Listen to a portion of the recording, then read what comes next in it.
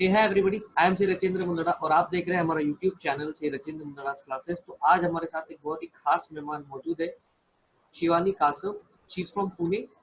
She is one of my student for November 19 batch और उन्होंने inter के दोनों group at one go crack किया है। उनका स्कोर है 560 एंड स्पेशली उनको हमारा subject that is pi service उसको उन्होंने 80 मार्क्स स्कोर किए हैं।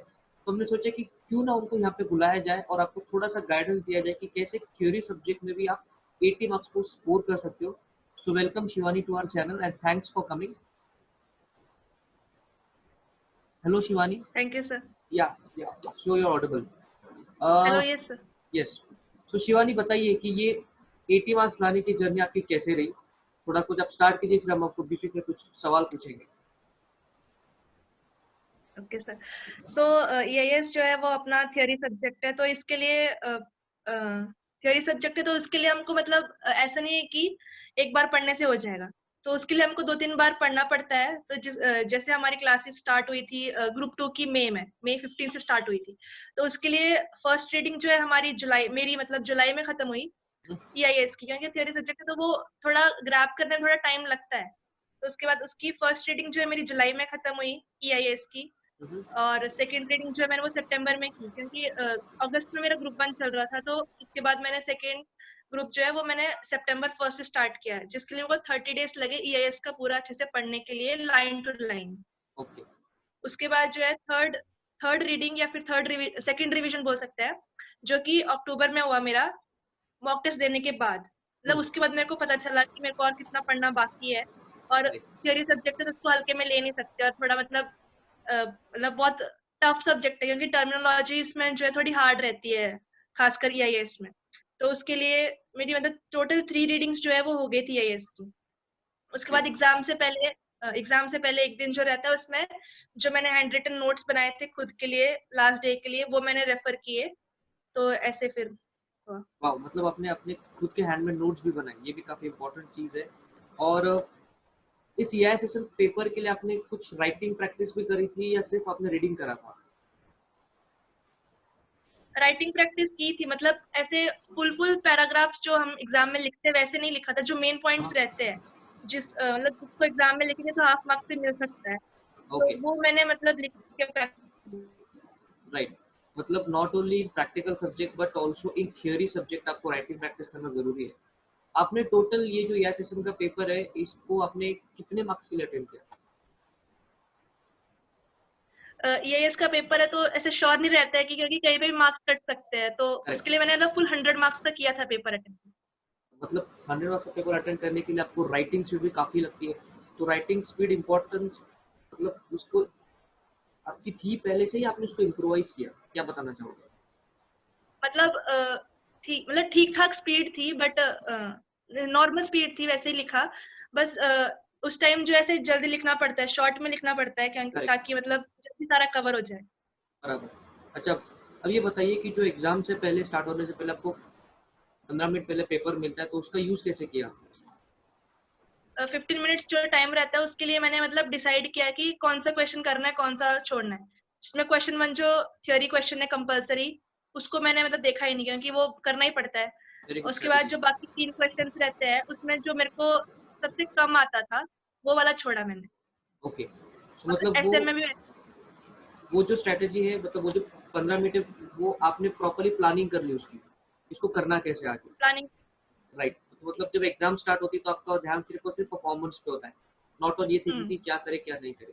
अच्छा, आपको क्या लगता है कि हाँ, आप वही मतलब, क्योंकि जो सर वो 15 मिनट जो है वो हमें अच्छे से यूटिलाइज करना है, तभी हमारा टाइम पे पेपर खत्म होगा, क्योंकि वो लेंदी तो होता है पेपर। राइट। तो उसके लिए हमें टाइम मैनेज करना पड़ता है और सारे पॉइंट्स कवर करने पड़ते हैं।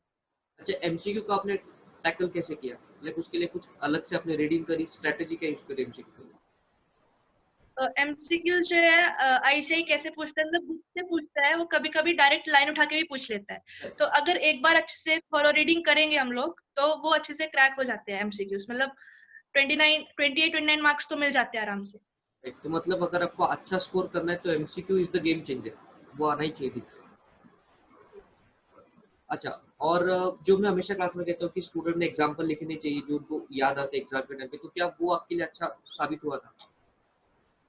जो टीचर्स क्लास में एग्जांपल्स बताते हैं वो मतलब लिखने चाहिए, क्योंकि जब हम घर में बैठ के पढ़ेंगे, क्लास खत्म हुई, फिर हम लोग ग्रुप 1 पे फोकस करते हैं, फिर ग्रुप 2 जब आता है तब तक वो भूल चुके होते हैं कि सर ने अभी बताया गया था। तो हम लोग ऐसे नोट्स ऊपर बना लेने चाहिए, रनिंग नोट्स भी रख सकते हैं हम लोग, या फिर बुक में ही कहीं साइड में स्टिकी नोट लगा के लिख सकते हैं एग्जाम्पल्स को, ताकि उस टाइम वो याद आ जाए कि हाँ मतलब ये बताया था, और वैसे कॉन्सेप्ट भी हमको समझ में आ जाता है।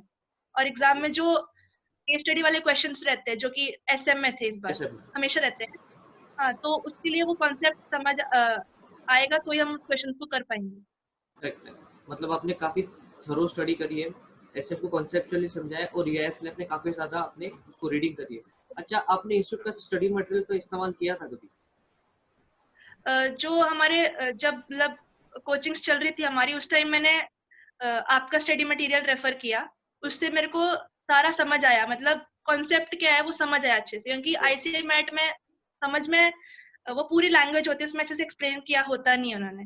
राइट। उसके बाद जब वो समझ में आ गया, उसके बाद आईसीआई मटेरियल को रेफर किया कि हम एग्जाम में कैसे आंसर लिखें ताकि हमको आईसीआई मार्क्स दे, क्योंकि चेक तो वही करने वाले पेपर, राइट। तो उनके हिसाब से लिखेंगे तो मार्क्स हो अच्छे जाएगा। मिलेंगे। और डेफिनेटली स्टडी मैट पे एक बार अगर आपने रीडिंग कर लिया तो आपके सारे एमसीक्यू ऑटोमेटिकली कवर हो जाते हाँ, हैं। ये तो है।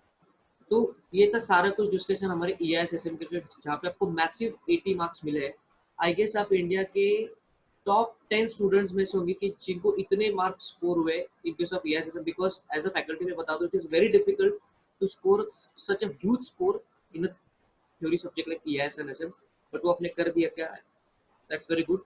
अच्छा, बाकी सब्जेक्ट के रिलेटेड कुछ शॉर्ट बताना चाहोगे स्टूडेंट्स को? जैसे कि जो प्रैक्टिकल सब्जेक्ट रहते हैं उसके लिए तो आप 2-3 बार प्रैक्टिस करोगे तो वो हो जाता है, मतलब बस कॉन्सेप्ट समझो, सम सॉल्व करो, हो एग्जाम में जाता बस आ जाएगा।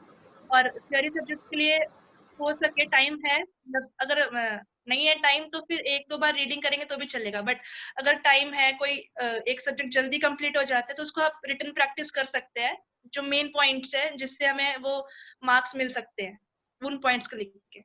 अच्छा, टेस्ट सीरीज के बारे में क्या बोलना चाहोगे? आपने कितनी टेस्ट सीरीज दी थी? टेस्ट सीरीज अगर मतलब एक टेस्ट सीरीज भी दो तो अच्छे से देनी चाहिए, वो तो बाकी जरूरत पड़ती नहीं है, बस एक बार टेस्ट सीरीज दो, बाकी एग्जाम के पीछे आप अगर आरटीपी एमटीपी देखोगे तो वो भी हो जाएगा। तो आरटीपी टेस्ट सीरीज एमटीपी में तो भी पूरा आप, लिख के 3 घंटे बैठ। हाँ मतलब प्रॉपर एग्जामिनेशन कंडीशन, राइट। तो आपने आरटीपी एमटी को भी अच्छे से रेफर किया था सारा? हाँ, अपने अटेम्प्ट की और बस मे 19 अटेम्प्ट की रेफर की। हाँ, मतलब एटलीस्ट 2 अटेम्प्ट के आपने उसको रेफर कर दिया। करेक्ट। अच्छा, अभी जो इंस्टीट्यूट की मॉक टेस्ट होती है दैट इज एमटीपी, वो आपने खुद सॉल्व करे एग्जामिनेशन कंडीशन में, आपने ऊपर ऊपर से उसको जस्ट एक रिव्यू ले लिया? जो आईसीआई की टेस्ट सीरीज होती है, मतलब मैं आईसीआई में गई थी, वहाँ पे ओके। मॉक टेस्ट दिए मैंने, अरे वाह, ग्रेट। वहाँ पे दिए थे मैंने। अच्छा, तो मतलब प्रॉपर एग्जामिनेशन कंडीशन में हो गया, तो एक एटलीस्ट एक बार तो टेस्ट सीरीज देना ही चाहिए। हाँ, देना ही चाहिए, मतलब प्रैक्टिस हो जाती है, पता चल जाता है कि एग्जाम में कैसे लिखना है और कितना टाइम लगाना है एक पार्ट के लिए या फिर एक 50 मार्क्स के सेट के लिए। Great, great. So that was a very good guiding session from you. और मैं आपको बता दूं, हमारे जो स्टूडेंट अभी इस वीडियो को देख रहे हैं, इन्होंने ना सिर्फ दोनों ग्रुप को एक साथ क्रैक किया है, but she is also doing articleship in big 4, that is KPMG Pune, I guess it's correct. So वहाँ वो आर्टिकलशिप कर रही है, तो उनको बहुत अच्छा यस सर। एक्सपीरियंस वहाँ पे आया हुआ है। सो हम चाहते हैं कि उनके साथ एक और वीडियो हम लोग बनाए, जो कि हम लोग आगे बनाएंगे, बट आज के लिए ये गाइडेंस स्पेशली उन्होंने आपके लिए बनाया, तो thank you once again Shivani for that. Welcome sir. So चलो, thank you for watching. Keep liking and keep sharing. Thank you once again, Shiva. Thank you.